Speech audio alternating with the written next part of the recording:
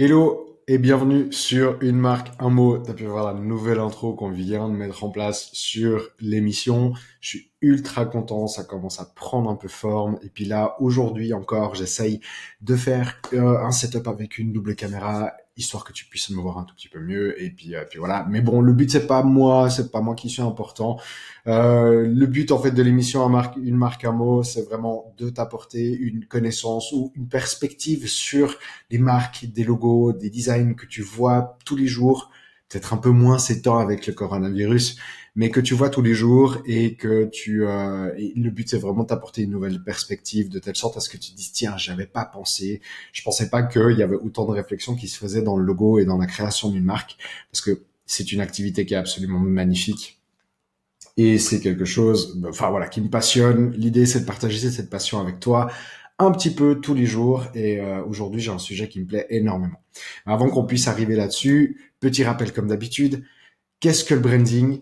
C'est pas qu'un logo, c'est pas qu'une série de couleurs et de police, c'est pas qu'un slogan.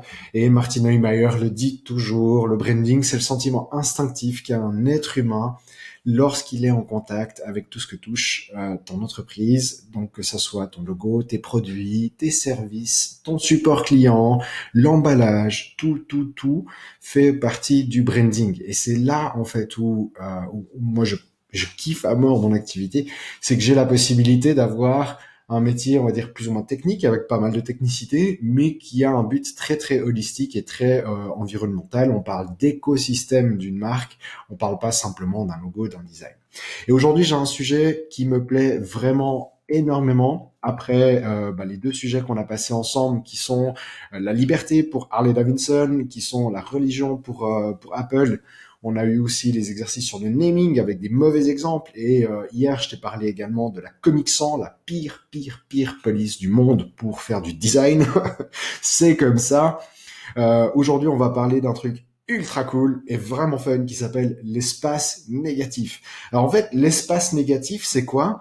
C'est le meilleur exemple à te présenter, c'est le logo Carrefour, ce fameux logo qui cache un C en blanc autour de deux flèches, une rouge qui va en fait vers le passé et une bleue qui va vers l'avant, le tout représentant bien entendu le logo français ou le drapeau français en reprenant les couleurs du drapeau français. Et l'idée du mot Carrefour avec les deux directions fait absolument sens.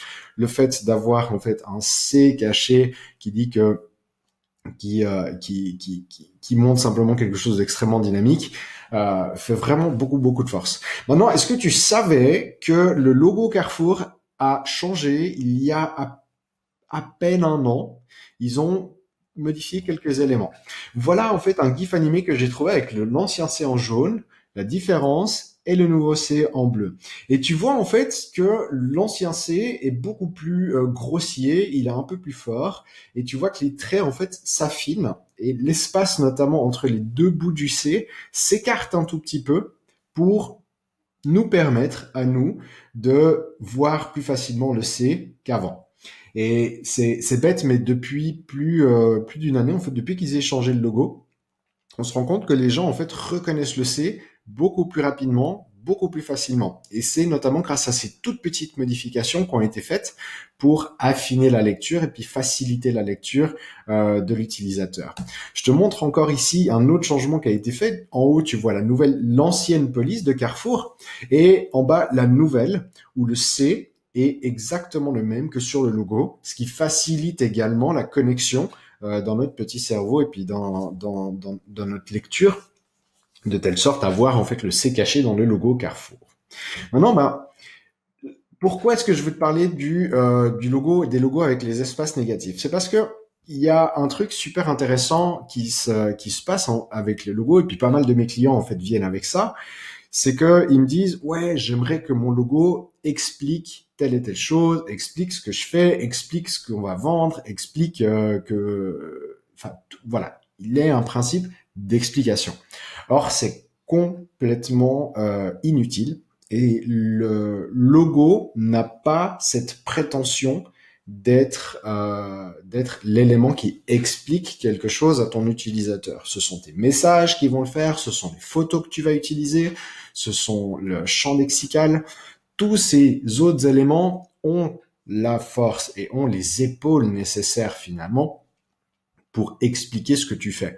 Mais c'est pas quelque chose que ton logo doit faire, et donner cette responsabilité à ton logo, c'est lui mettre trop de charge sur les épaules, ce qui fait que ensuite de ça, ton logo va devenir moins clair, il va devenir moins facile à retenir, etc. En réalité, ton logo, il a 3 fonctions, et ces 3 fonctions doivent être respectées religieusement. La première des fonctions que ton logo doit faire, c'est t'identifier. C'est de dire, ben voilà, c'est l'entreprise de Marquer le Futur, par exemple. Le logo Marquer le Futur doit être là pour identifier la marque, l'entreprise, un produit de la marque, un service de la marque, etc.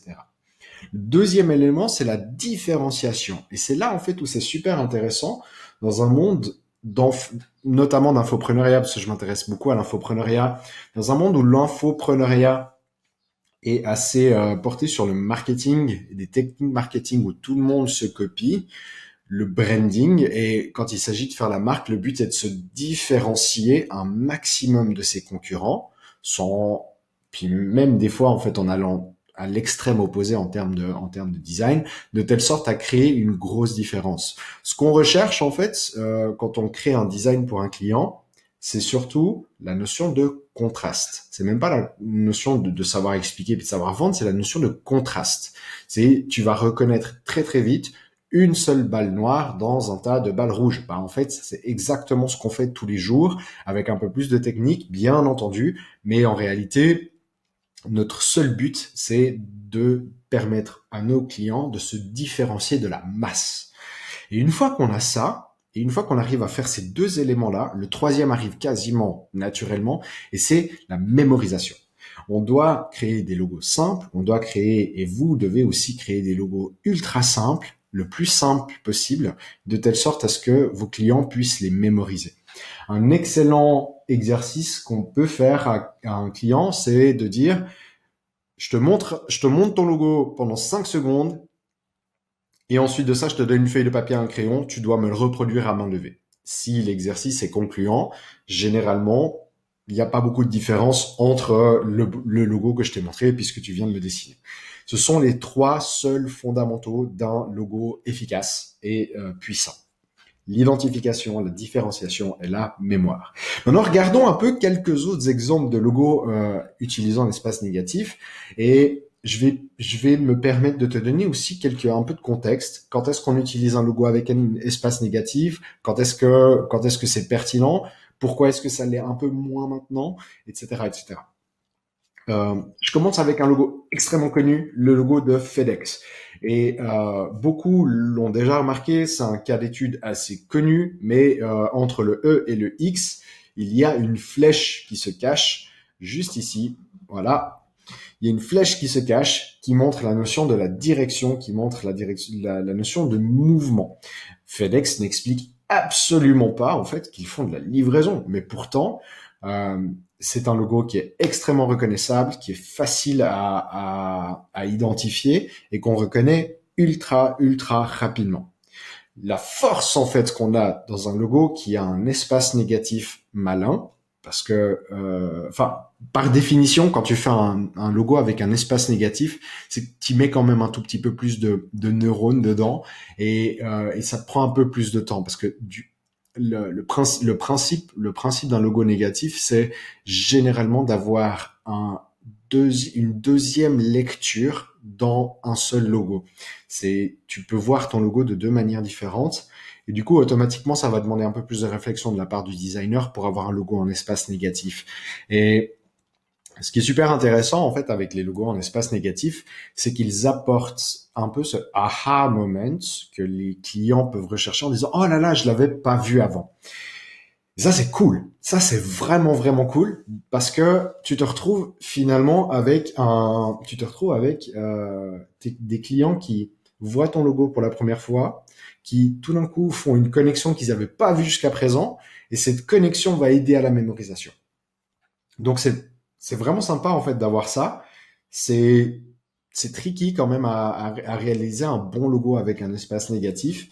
Et je dois t'avouer que ça fait quand même 6 ans que les logos avec espace négatif perdent un peu de leur superbe et c'est plus tellement dans les tendances d'aujourd'hui, dans le sens où on en a beaucoup vu, on en a même trop vu, hein, trop vu, et surtout il y a eu pas mal de mauvaises utilisations.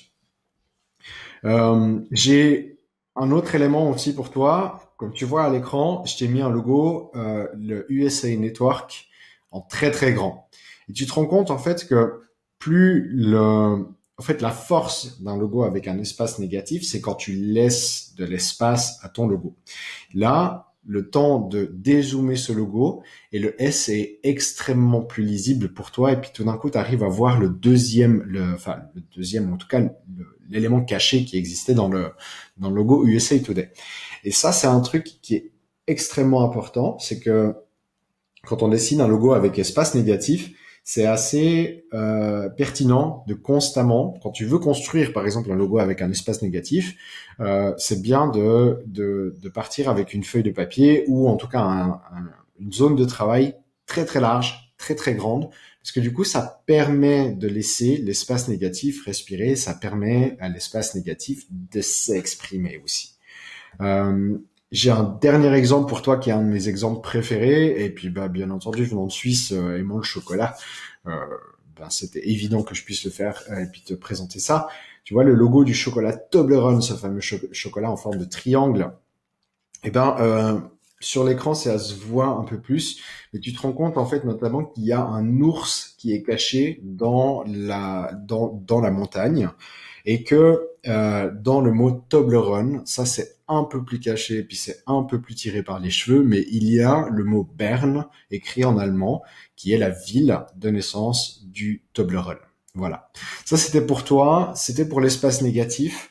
Ça me fait toujours ultra plaisir de pouvoir échanger avec toi et puis de pouvoir discuter sur des techniques de design, sur des concepts de marque, sur comment nous consommons aussi, parce que c'est super intéressant. J'ai vraiment cette intention de t'aider à consommer puis à voir un petit peu le monde et les communications qui se font avec un œil légèrement différent. Et il suffit d'une seule personne en fait par jour qui me disent tiens j'ai appris quelque chose pour que moi ma journée soit faite, donc je suis ultra content. Voilà, c'était les espaces négatifs aujourd'hui.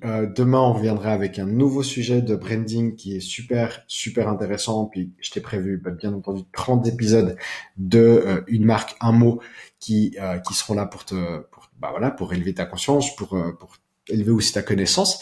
Et si tout d'un coup tu te retrouves avec une marque ou avec un projet de branding, un projet de personal branding que tu as envie d'amener au niveau supérieur, que tu as envie de lancer ton activité par rapport à ta personne, avec ton expertise et ton image, réserve tout de suite ta session stratégique. Le lien, il est dans la description ou alors dans le statut Facebook juste au-dessus. Réserve ta session stratégique.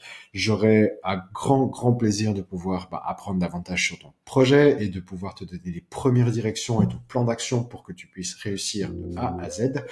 Je suis Pascal Stéphanie. J'ai hâte de faire ta connaissance. N'oublie jamais de marquer le futur. À demain. Bye.